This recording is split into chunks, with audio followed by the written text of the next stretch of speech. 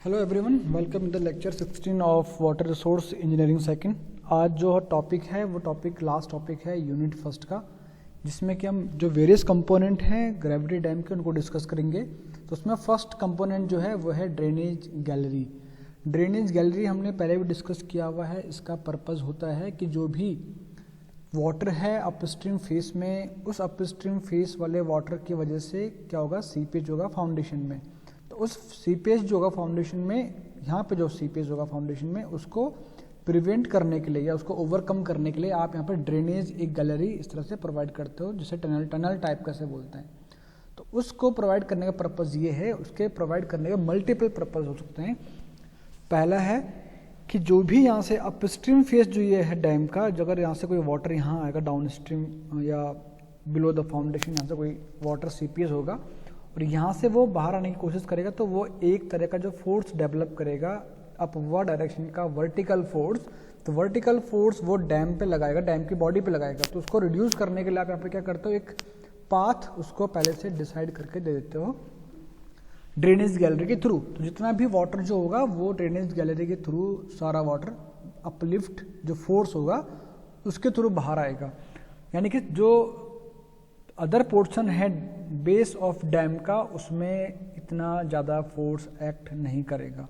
Okay, तो कहीं ना कहीं आप इस फोर्स या इस ड्रेनेज गैलरी की वजह से उस फोर्स को कम करते हो जो डैम की स्टेबिलिटी को अनस्टेबल करने की कोशिश करता है। ओके, तो drainage gallery is a small passage in a dam for providing an access to the interior of the dam. तो इसके मल्टीपल पर्पस, जैसे मैंने पहले भी कहा था आपको, वो है एक पर्पज इसका ये बन जाता है कि जब ड्रेनेज गैलरी आप यहाँ पर प्रोवाइड करते हो तो उसकी हेल्प से आप इस टनल में जाके एक इंस्पेक्शन और पासेस, यानी कि अगर आपको इस फेज से सेकंड फेज तक जाना है डैम के, तो आप इस टनल के थ्रू आप इसको पास कर सकते हो। Okay, the gallery is usually rectangular in shape with its top and bottom either flat or semi circular. For gallery with its top and bottom flat, it is necessary that all the corner should be rounded. The width of gallery generally varies from 1.5 to 1.8 meter. The height of gallery is between 2.2 to 2.4 meter, so that a person can easily walk inside it. Okay, तो यहाँ पे diagram देख लो, ये drainage gallery है, ये है gallery with flat ceiling and bottom. जो ceiling है, बॉटम है, पूरा फ्लैट है, यहाँ वॉकवे है। ओके, यहाँ पे ड्रेनेज कटर है, यहाँ पे वाटर फ्लो करेगा और यहाँ पे ये पूरे वॉक करने के लिए। सेम यहाँ पे सेमी सर्कुलर। ओके, यहाँ पे देखो ये पाथवे है। ओके, यहाँ पे ये जो है ये ड्रेनेज प्रोवाइड करने के लिए है। Type of gallery based on use, first है फाउंडेशन गैलरी, सेकेंड है ड्रेनेज गैलरी, थर्ड है इंस्पेक्शन गैलरी कि आपको ड्रेन डैम का इंस्पेक्शन करना है, तो उस पर्पज़ के लिए भी गैलरी प्रोवाइड करते हैं कि कहीं क्रैक वगैरह तो नहीं है डैम में, तो उसको चेक करने के लिए आप इंस्पेक्शन गैलरी का यूज़ करते हो। ठीक है, नेक्स्ट है ग्राउटिंग गैलरी एंड नेक्स्ट है gate gallery. Function of gallery to provide drainage of the dam section, to provide space for equipment required for drilling holes and grouting the hole to form a grout certain in a foundation, to provide space for header and return pipes for post cooling of concrete। तो concrete को cooling करने के लिए भी जो pipes वहाँ provide करते हैं उनके लिए भी वहाँ पे ड्रेनेज गैलरी का यूज़ होता है। Okay, a gallery provide an access to the interior of the dam for inspection and maintenance. Inspection and maintenance, तो मेंटेनेंस पर्पस के लिए भी जब इंस्पेक्शन होता है डैम की बॉडी का कि कहीं वहाँ पे क्रैक वगैरह डेवलप तो नहीं हो रहे हैं, तो टाइम टू टाइम पे एक इंस्पेक्शन चलाते हैं, जिससे कि हम डैम के पूरी हेल्थ मॉनिटरिंग सिस्टम, अगर हम इसको बोलें डैम का, तो उस पर्पज़ के लिए भी इसको यूज़ करते हैं। ओके, नेक्स्ट है a gallery also provide space for installing various instrument in the dam to study its structural behaviour. तो डैम के स्ट्रक्चरल बिहेवियर को, कि किस कंडीशन में डैम की बॉडी कैसा बिहेव कर रही है, उसके लिए अगर हमें सेंसर वगैरह लगाने हो तो उसके लिए भी एक स्पेस, डैम की बॉडी में तो हमें सेंसर लगाने होंगे, तो उसके लिए जो स्पेस, जो बेटर स्पेस होगा, जो सबसे बढ़िया स्पेस जो होगा वो गैलरी वाला स्पेस ही सबसे बेटर होगा। नेक्स्ट है, a gallery can provide space for the mechanical and electrical equipment required for the operation of gates for spillway and outlet. तो स्पिलवे जो होंगे यानी कि जो सरप्लस वाटर को डिस्चार्ज करेंगे, जो डैम के टॉप यहाँ पे लगते हैं गेट जो होते हैं, तो इन गेट की जो मैकेनिज्म होगी, तो उसकी जो पूरा मैकेनिज्म होगा वो आप यहाँ पे गैलरी में इंस्टॉल कर सकते हो, क्योंकि वो ज़्यादा क्लोज होगा, तो यहाँ से ऑपरेशन करना, उसका ऑपरेट करना ज़्यादा इजी होगा। भले ही कमांड आप कहीं अपने एक ऑफिस वहाँ पे नियर बाई डैम जो होगा वहाँ से आप दोगे, बट एक उसका जो मैकेनिज्म जो पूरा इंस्टॉल करोगे तो उसका एक कुछ पार्ट आप गैलरी में भी इंस्टॉल कर सकते हो उसका। ओके, तो ये है मल्टीपल पर्पस ड्रेनेज गैलरी के। नेक्स्ट है joints in gravity dam. The joints that are necessary provide in the dam may be classified under two heads joints. The first one is the construction joint and second है contraction joint. Contraction joint के भी two सब part हैं, transverse joint and longitudinal joints. तो construction joint और contraction joint two types के joint है dam में। तो first पढ़ेंगे हम construction joint.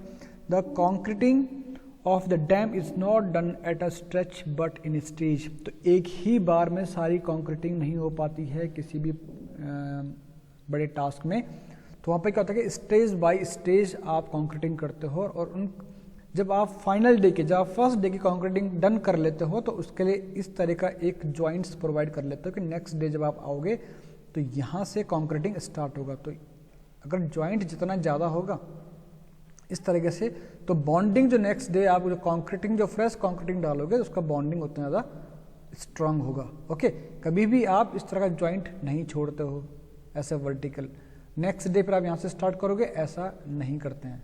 ओके, एक सर्टेन एंगल पे आप ही इसको ड्रॉप करते हो।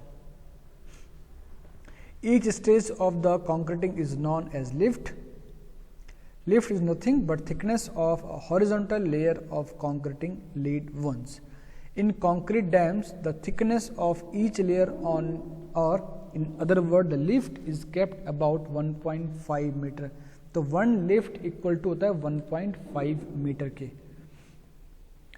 तो अपस्ट्रीम फेस में जो है यहाँ पे इन्होंने कंटिन्यूअस एक सिंगल लेयर का जॉइंट प्रोवाइड कर रखा है, बट जैसे ही आप डाउन स्ट्रीम फेस में आते हो तो यहाँ पे आपके पास transverse joint and longitudinal joints दोनों ही दिखने को मिलते हैं आपको। यहाँ पे देखो, तो ये है जो ये वाला जॉइंट्स है, ये है ट्रांसवर्स जॉइंट, और ये वाला जॉइंट्स है लॉन्गिट्यूडनल जॉइंट्स। ओके, इन जॉइंट्स में आप डैम का पूरा कंस्ट्रक्शन करते हो।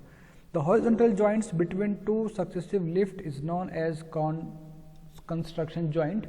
द लिफ्ट और थिकनेस, तो कंस्ट्रक्शन जो हॉरिजॉन्टल जॉइंट्स जो होगा, जो उसकी थिकनेस होगी वो होगा lift of each concreting layer is decided so that cooling of the concreting while setting may be effectively accomplished by natural as well as artificial agency. Thickness of lowermost layer of concreting is kept half, about 0.75 meter. Modern technique of treatment of surface before laying the new layer of concreting has almost eliminated the necessity of providing keys or water stop in the construction joints. तो जब भी आप नया आपने एक joints provide किया, next day आप आ रहे हो, आपने सेकंड जॉइंट या फ्रेश कंक्रीट इस पर डालना है, तो जो जॉइंट्स ये बनेगा उस जॉइंट्स को आपको कीज़ प्रोवाइड करनी पड़ेगी। उस कीज़ को अभी हम पढ़ेंगे आगे क्या कीज़ होती है, उसका मतलब क्या होता है। और वाटर टाइट, जो भी वाटर टाइट या वाटर स्टॉप जो भी एजेंट या मटेरियल होगा उसको भी आपको यहाँ पे अप्लाई करना होगा, अदरवाइज यहाँ पे लीकेज होने के चांसेस बढ़ जाते हैं वाटर के। ओके, सेकेंड है contraction joint. The main purpose of providing contraction joint is to avoid development of shrinkage crack in the dam due to change in temperature. अब होता क्या है कि आपने जो यहाँ पे आपने एक मटेरियल यूज़ किया है, आपने इसको मिक्स किया है। ओके, इसके बाद यहाँ पे क्या होगा, इस मटेरियल की ये इसका वेट कंडीशन बन गया। ये ड्राई कंडीशन है, यानी कि ड्राई मटेरियल है, आपने उसमें वाटर ऐड किया तो ये वेट में कन्वर्ट हो गया। तो ये कितना परसेंट यहाँ पर श्रिंकेज हुआ है, तो इसका श्रिंकेज जो हुआ है वो अराउंड होता है 52 to 55%। ये कंक्रीट में होता है, तो इसके बाद भी कुछ मटेरियल इसका और श्रिंक हो सकता है। ओके, टाइम फिनोमिना है, तो आगे भी ये मटेरियल जो है श्रिंक हो सकता है, तो उसके लिए भी श्रिंकेज की वजह से भी कुछ क्रैक्स डेवलप हो जाते हैं। या तो क्या होता है, इसमें एक्सपेंशन होता है हीट की वजह से, तो एक्सपेंशन होगा तो वो अपने पड़ोसी को भी एक्सपेंड करेगा, और ये एक्सपेंशन जो ये प्रोसेस है ये आगे कंटिन्यूअस चलता रहता है। तो उन सब को भी रिड्यूस करने के लिए आप कॉन्ट्रैक्शन जॉइंट प्रोवाइड कराते हो। जैसे हम देखते हैं टाइल्स वगैरह में, जहाँ पे आप देखते होंगे कि कंक्रीट का फर्श डालते हैं, तो कंक्रीट का फर्श जब आप डालते हो तो बीच में आप ग्लास प्लेट ऐसे यूज़ करते हो। ग्लास की इस तरह से प्लेट होती है, ऐसे प्लेट, यानी कि एक स्केल टाइप का होता है। वो ग्लास बहुत पहले चलता था, अब तो शायद टाइल्स में यूज़ नहीं करते हैं, क्योंकि टाइल्स में मल्टीपल जॉइंट्स आपको वैसे ही मिल जाते हैं सिंगल टाइल में। ये पूरा कंक्रीट का फर्श जब आप डालते थे पहले, तो यहाँ पर ग्लास का यूज़ करते हो बीच में, जिससे कि अगर इस वाले पोर्शन में एक्सपेंशन हो तो जो ग्लास है वो जो हीट की वजह से जो एक्सपेंशन है उसको बियर कर पाए, तो उस वजह से जो फर्श है वो उसमें क्रैक नहीं आते थे पहले। ओके, कंस्ट्रक्शन जॉइंट्स में further be classified as transverse contraction joint and longitudinal contraction joint. तो यहाँ पे है transverse contraction joint, direction of the joints is at right angle to the axis of the dam. The spacing of these joints depend on factors like topographical features, location of the dam, type of cement, climate condition. But general practice is to restrict spacing to about 50 meters of the height of the dam, whichever is small. तो इस जो transverse joints जो है वो depend करता है dam की height पे, टाइप्स ऑफ सीमेंट पे, क्लाइमेट कंडीशन पे। तो उस वहाँ पे जो टॉपोग्राफिकल जो भी कंडीशन है उसके अकॉर्डिंग आप डिसाइड करते हो कि यहाँ पे किस टाइप का जॉइंट प्रोवाइड करना है। Okay, these joints extend through out the height of the dam. ये ट्रांसवर्स जॉइंट है, ये वाला, ये एक्सपेंशन जॉइंट है, इसको ये ट्रांसवर्स जॉइंट है, ये वाला, ये मेटल यहाँ पर रखा हुआ है। ओके, मेटल की यहाँ पे प्लेटें लगा रखी है, तो इस वाले और इस वाले पोर्शन के बीच जो ये जॉइंट्स है ये है ट्रांसवर्स जॉइंट, और ये पूरा थ्रू आउट कंस्ट्रक्शन या थ्रू आउट डैम होता है। ये आपको जो जॉइंट्स है, ये आपको जॉइंट्स जो है ग्राफिक कलर की जो हिल की बिल्डिंग है वहाँ पे भी दिख जाएंगे। जहाँ पे अगर आप फर्स्ट फ्लोर पे देखें तो जहाँ पे CR 205 है और 204 है, तो उनके बीच में अगर आप देखें तो एक प्लेट, ऐसे एक प्लेट मूव करती है ऊपर टॉप पे, एक प्लेट लगा रखी है, और वो प्लेट जो स्टील की प्लेट है वो पूरे ऐसे जा रखी है दीवार के साथ साथ। तो वो जॉइंट्स क्या है, वो पूरी बिल्डिंग अलग बनी हुई है, ये वाली बिल्डिंग पूरी अलग बनी हुई है, तो वही पर्पज़ यहाँ पे भी है इसका। Contact or connection between adjacent parts so that stresses are properly transmitted. The joints are either filled by grouting or by leaving a slot which is filled later when shrinkage ceases. The joints may not be grouted and rendered watertight by introducing water stops or keyway in the joints. Second है longitudinal contraction joint.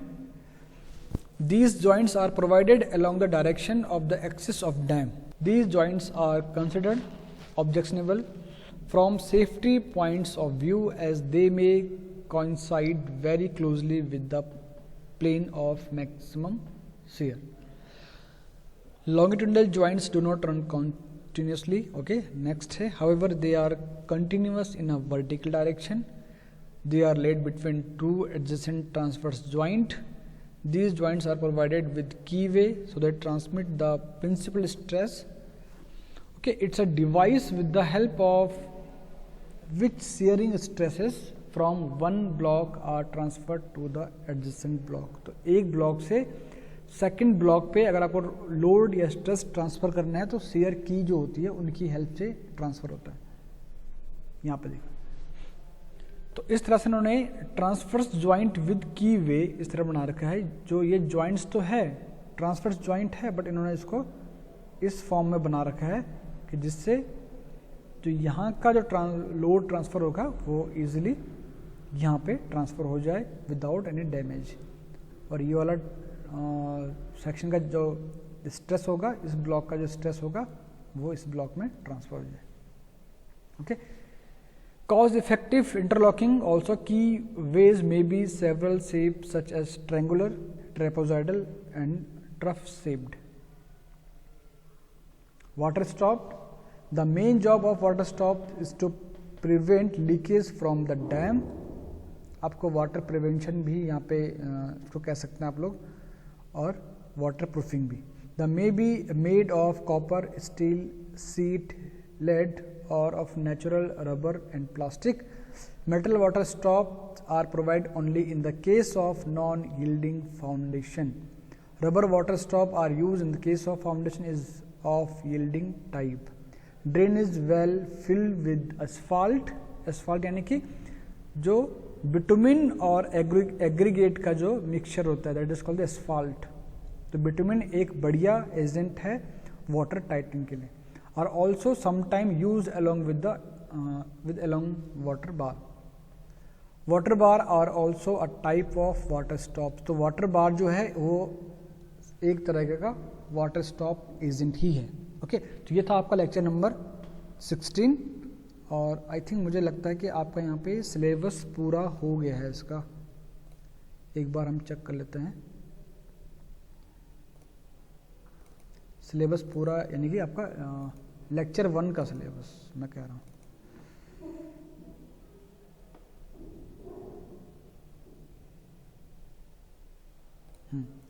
तो आपके पास ये different types of joints and foundation treatment in dam, foundation treatment in dam and introduction of arch dam, ये आपके पास topic बच गए हैं, 2 topic. Okay, ये हम आगे इसको डिस्कस कर लेंगे। और आपके मिड टर्म में जो टॉपिक्स आएंगे वो आएंगे यूनिट 1 कंप्लीट और unit 2 complete. Okay, gravity dam और अर्दन डैम, इतना आपके पास आएगा। Okay, thank you.